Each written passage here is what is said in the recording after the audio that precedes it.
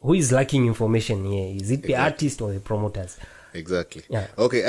I hope by the end of this chat room, artists won't look at me as arrogant, because I'm actually saying the opposite. Almost before, as we started, I'm always talking about the opposite of what the other people know. Yes. So when it comes to making shows and events, of course we have promoters. Yeah.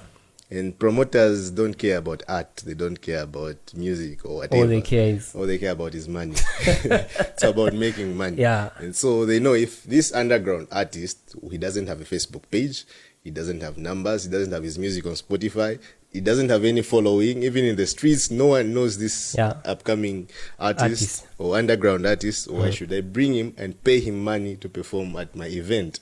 Instead, let me just keep it simple. I just call this one big guy, he performs, then it ends. And those who are hungry for performing, they'll be coming and then they'll be opening the stage. They'll perform for free. That's what a promoter would do. Even if I was a promoter, obviously, I would do the same. But I'm an artist.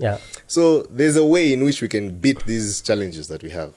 One of the ways is making value, like branding yourself. Make value for yourself and pitch the idea. A promoter is a person. Approach them, pitch the idea to them, and talk to them. Let them find value in you, and also you should find value in them. I think that's just bottom line. That's what the story is all about. So this issue of complaining, you say no, promoters don't want to put us there and all that. I've in my career as a gospel musician, I've had shows without any promoter, whereby I just say, I want to have a gospel concert. Let me look for a venue and people that I can work with. Look for a venue, find money, source for money, hire that venue, and print out tickets, sell tickets. I remember those shows we used to have. Exactly. But if I was like other artists, I'd be complaining, no, in Mose, I don't have anyone to promote gospel music, and I would never had a show. I would have never had a show.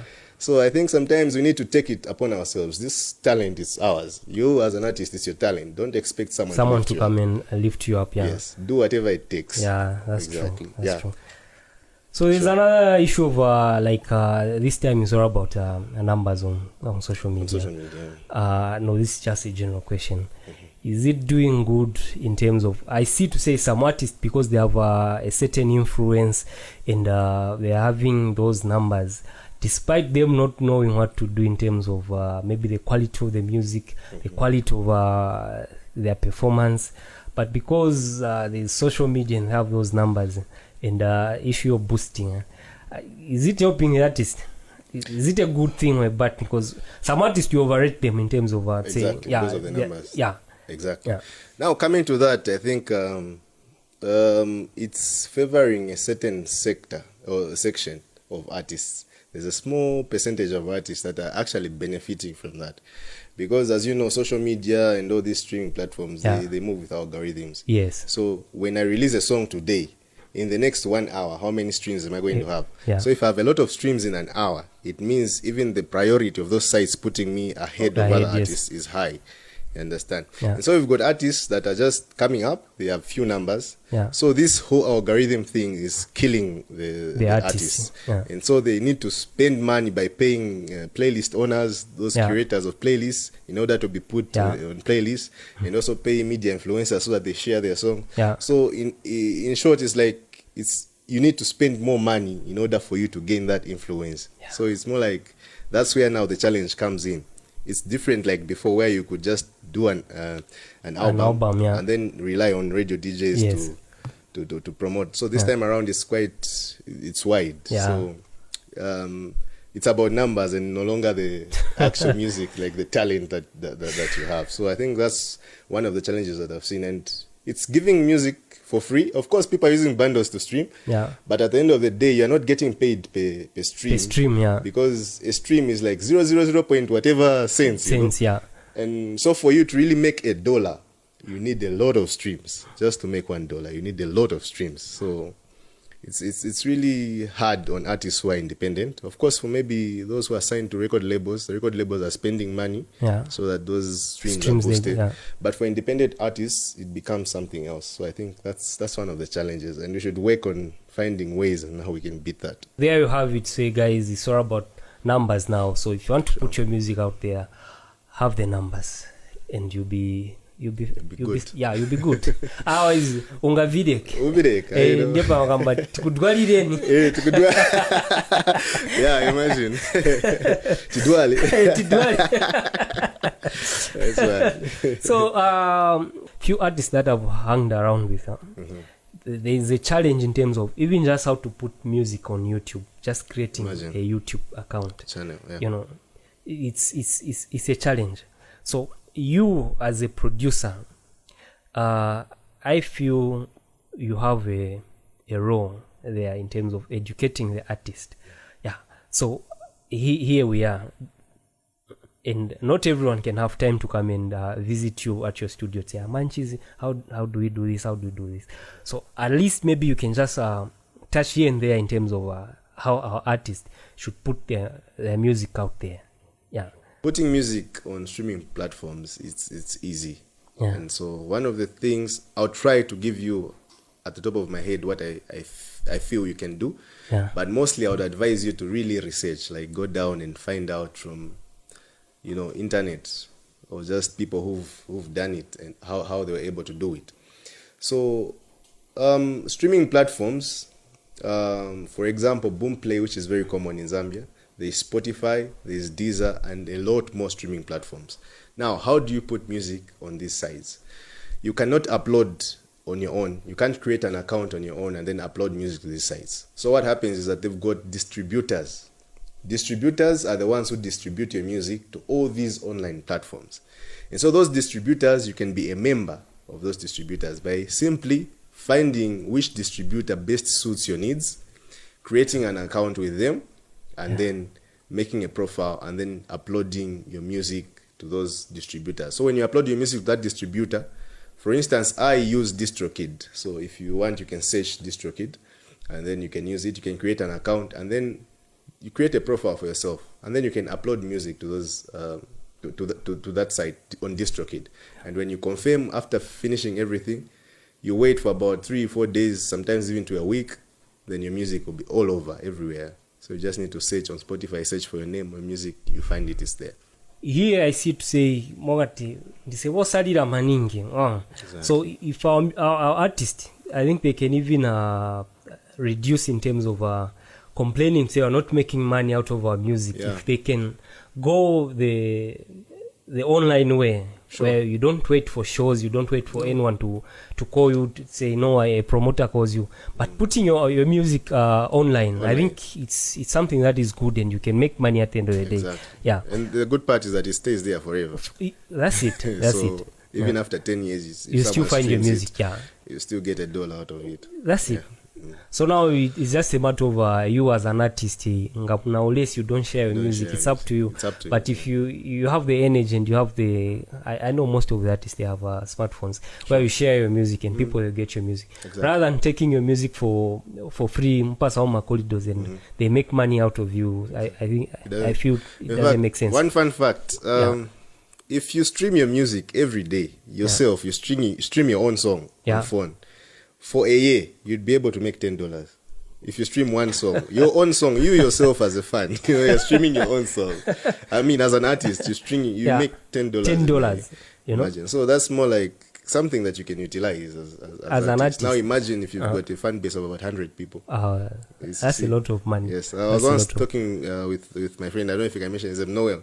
Yeah. He did a video, Bubulika. If you haven't watched it, go and watch it. Yeah. And so I found some people who are putting in phones at 10 kwacha one, I was like, wow, 10 kwacha. That's a lot of money. Just imagine. I can imagine. And him hasn't even eaten even a single cent. And like in town, there are like over 50 computer centers. And if per day, maybe a station gives to 10 people. That's like 100 kwacha times 50. Like 5,000. You're missing out money, bro. You're missing out. So you see, we are losing money through that. But we can still, if we just manage to do the streaming game, that song which is on YouTube is also on all streaming platforms. Then you combine those streams, you'll be able to make something. Yeah. So I think it's high time we educate our artists to say, don't give your music out there for for like free in terms of nifuna nimveke ni blow enchezana. It's not helping you as an artist, but it's good you put your music online where you not say for every stream you get something. You get something. No. So I think our artists are learning something at the end of the day. I'm sure they are. So there's a like here Monze. Okay. Monze. Okay, let's just say Southern Province. Yeah, sure. I think we have a few radio stations here and there. Are they helping the artist in terms of promoting their music? So, like I say again, I'll bring it back to the artists. You know, I've interacted with a certain radio station here in Monze. I won't mention the name. Yeah. I've interacted with it, and I've found out from the manager what's really the problem. Why are you not playing our local music? Yeah. And the manager said the music is not registered. So our firm has got a policy that we should not play music that is not registered. And Zamcops gives a penalty if a radio station plays music which is not registered. And so as an artist, register your music under whatever regulation body that you are comfortable with. Yeah. But in Zambia, it's mostly Zamcops. Zamcops, yes. Take it to radio station. They are mandated by Zamcops to play, whether they like it or not. And if they don't play the music, you can still go back to Zamcops and complain to say our this music radio station is not playing. Yeah. So instead of just complaining, saying radio stations are not playing our music, you can take a step as an artist. So I think that's one of the challenges of our artists. They don't want to go out there and register their music, but the best way is to complain, to say the radio stations, they're not doing as good. Yeah. In fact, just the uploading of music on streaming platforms, there's a registration that they give. Okay. So when you upload your music on Spotify or Deezer, it means the music is registered because they really screen the music. Okay. And then they'll give you the registration so it can still play under international standards. Yeah. That is, of course. Okay. So it's important to put songs on streaming platforms. Yeah. That's beautiful. So at least you wait for yourselves and you are learning something at the end of the day. That's why the chat room is here. We're here to educate our artists and let them know, let them have information on a way to go about their music, not just complaining, say our music here, we are lacking this, we are lacking that. But at the end of the day, we have heard from a producer who has said a lot of things concerning where we are missing it. Sure. So mostly, I think here is our artists. They do the cry baby thing. Exactly. It's too much of cry babies, you know. And at the end of the day, they even blame the producers. Our producers so much support and they're not featuring us in their compilations. I'm like, I'm a producer. That's just my artist side of being a producer. When I make a compilation, it's like I'm becoming an artist. Yeah. So don't rely on me to feature you on my compilation when you can release your own compilations. You know what I mean? Yeah. So let's move away from complaining. Yes. So I think that's this is the information I think our artists they are missing out. Exactly. Yeah, knowing how to use social media for their music so that they can make money, and knocking on the doors of the businessmen, corporate world.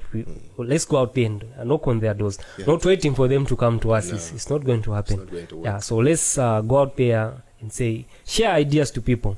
Because I remember in the other episode we had the guy said here in Southern Province we have people who have money, but the artists there's that. But so I think it's us to blame because we don't go out there to share the idea to the people who have money to say, no, we have this idea, we have this idea. Exactly. Yeah. So I think guys, we are learning. Let's go out there and knock on people's doors. We share their ideas. Exactly. Yeah, that's it.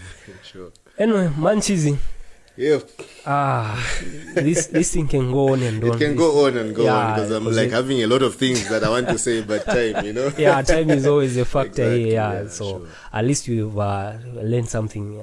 Exactly. Even me personally, I've learned one or two things in terms of the social media business, because that's where our music is going. So if you remain as an artist, you don't want to move with time in terms of using social media. I think you remain forever. And you remain. Exactly. You end up pangama CDs and people they don't want to buy CDs. Like who's got a CD player in this area? No one. You know? Yeah. Actually, I saw something. Oh, sorry to go. I saw something on social media. There's this gospel artist by the name of Christine. Yeah. I saw she's selling flash discs that are branded like with her album, and then she's selling them. And when I looked at it, I was like, "Wow, this is some high level innovation." Yeah, that's innovation. Like who thought you could sell on a flash? So they just lock it where you can't like format it to use. You see, so he just locks it and then sells that's it. Being innovative. Yeah, that's being innovative. That's innovative. Yeah, and like going with the CD. No.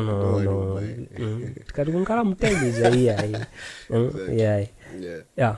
Anyway, thank you for your time, Manchizi. And I still want you here. There's a lot we need to talk about. There's a lot. I still need you here for another episode. I think we should create a podcast, just audio, without the audio podcast. I think we'll do that one. 2 hours, for 2 hours, just talk. We'll see. We'll look into that. Exactly. We'll do that. Sure. Yeah. So Manchiz, before we go, like people who can follow you, which on social media handles? Awesome. Yeah. So social media handles, on Facebook, I've got 2 pages. One is Manchiz, the other one is Chiambi, for a gospel artist and a music producer. Yes. And then Instagram is just Manchiz, the producer. Then Twitter is Chiambi. And then or if you just search for Chiambi, all handles they'll come. Obviously, with the username, sometimes Manchiz and others Chiambi. All right. So you can follow him. Go and listen to his music. He has good music that goes direct to your soul. Sure. Yeah. So go and search him, stream his music, and support the brother at the end of the day. Thank you for being with us. And this is Silo One Touch. You've been watching the chat room. Subscribe to our YouTube channel. Follow us on Facebook, and please, we depend on you. So share it. Bye bye. Till next time.